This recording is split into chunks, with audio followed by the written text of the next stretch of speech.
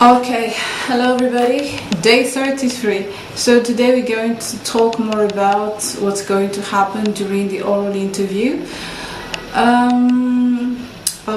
During the oral interview, I don't know. If you have it here at CNELA, you will be called, okay? You will be called according to the list of students that will sit the oral interview in the room where you are supposed to do it. According to the list, if you are the first on the list, you will be called first. If you are second, so on and so forth. Okay?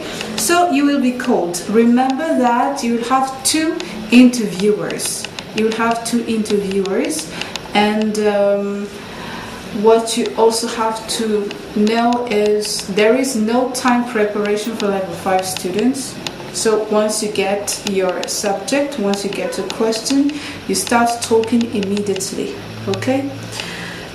So you will be called, you will be asked to pick one question from a box, okay? You will read the question to the interviewers to make sure that they know what question you're going to deal with, because the interviewers also need some time to prepare about what you're going to say. They also need time to prepare the questions they're going to ask you. And you will be asked to sit down, of course, and to introduce yourself a little bit. So it depends on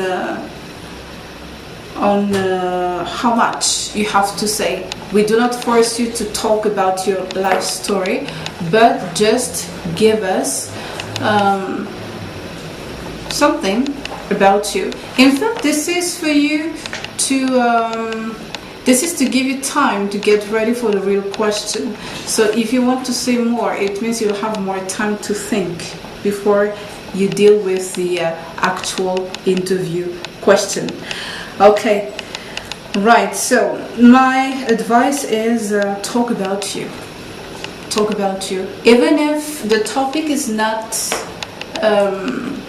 inspiring, just talk. Continue talking. There is no expected answer, there is no correct answer, because it's not mathematics, it's not science, it's not history. There is no correct answer. Your answer is the correct one.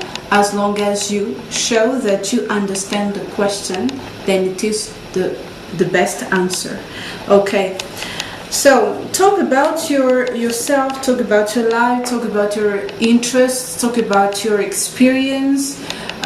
We do not need statistics. We don't need you to show us that you know a lot about something. It's not necessary. If you know a lot about the topic, then it's good for you. It's your advantage. But if you don't know, just talk about what you heard about it. Okay? The problem of most students is when they don't like the topic, they get stuck and they don't know what to say. But tell us, for example, if you're not interested, tell us why you're not interested. If you don't like the topic, tell us why you don't like it. If you've never heard of it, tell us why you've never heard. Is it because you are so busy, you have no time to watch the news, to read the newspapers, to talk with people? There is always something to say. So start from your own experience, or start from someone else's experience. If you think that talking about your personal life is not very, how to say it, you don't feel comfortable talking about your personal life, so talk about anything that comes into your mind. Talk about movies, talk about stories, but don't be offensive. You should always be respectful, okay, whatever you say. This is one of the reasons why we do not allow students to talk about politics and religion. Okay, so these are the only topics to be avoided during the oral interview, but the rest is it's fine. As long as you say something, it's fine.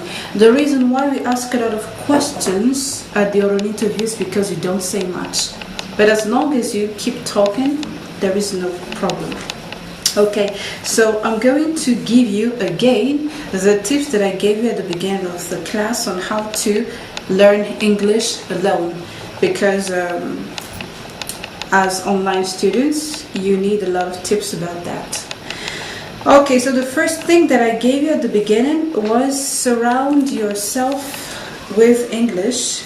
It means that you don't need to be in an English-speaking country to surround yourself with English. You can make English part of your everyday life. Okay, you can start by doing, for example, a shopping list in English.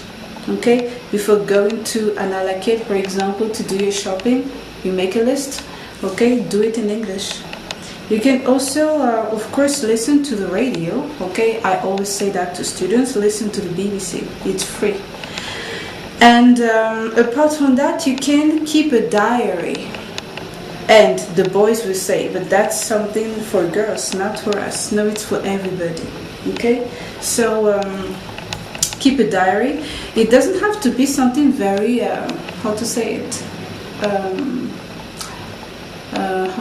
Emotional. It doesn't have to be about the girl or the boy that you love. It can just be about your class today. How was it? How was the teacher? How was the lesson? Okay, or just about the news that you saw on TV, about your reaction to it. And you should also listen to English. Okay, make English.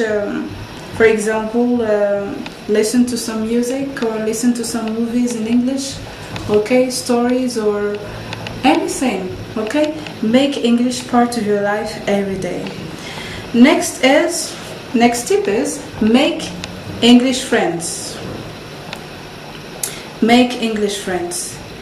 Even if you don't live in an English-speaking country, there are probably many foreigners living somewhere in Madagascar, okay? So find ways to meet some native speakers, okay?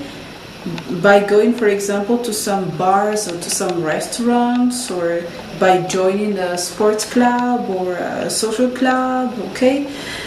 And you can arrange some language exchanges. What you should know is that native speakers are very happy to, for example, to have you as a guide if you volunteer to do that, okay? Especially during the holiday, all right? So just create situations in which you can meet native speakers.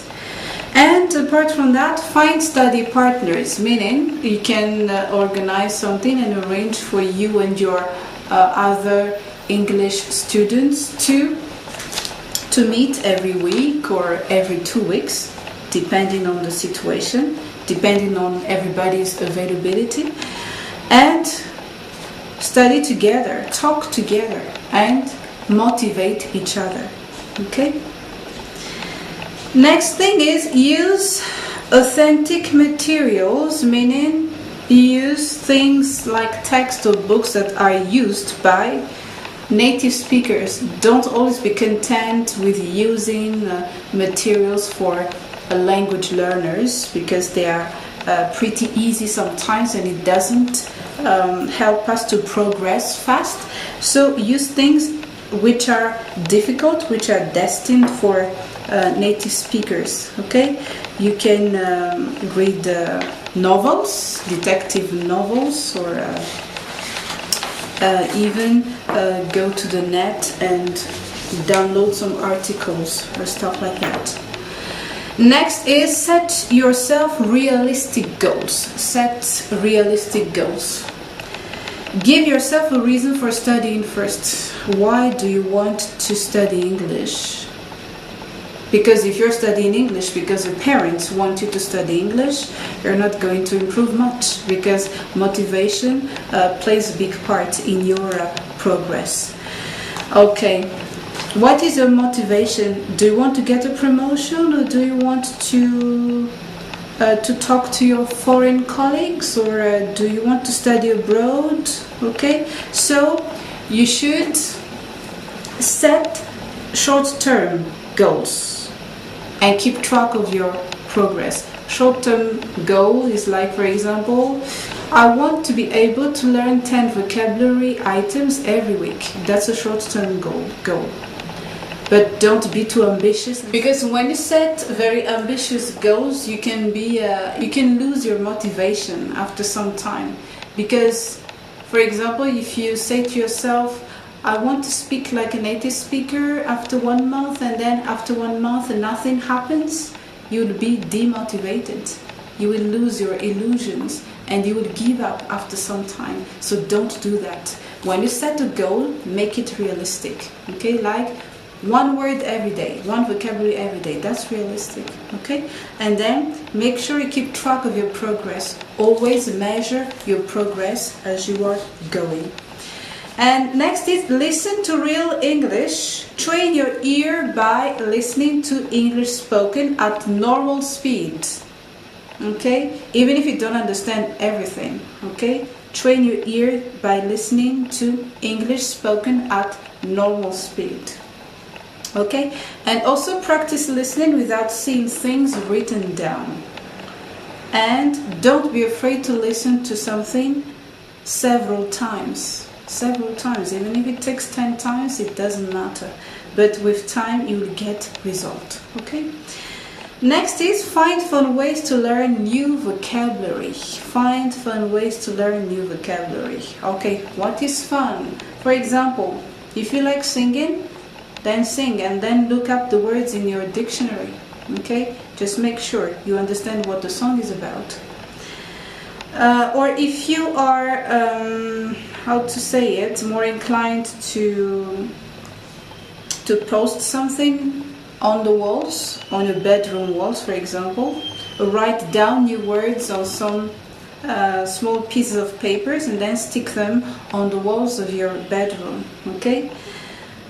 If you are good at drawing, you can also draw small pictures and associate the picture with a specific vocabulary item.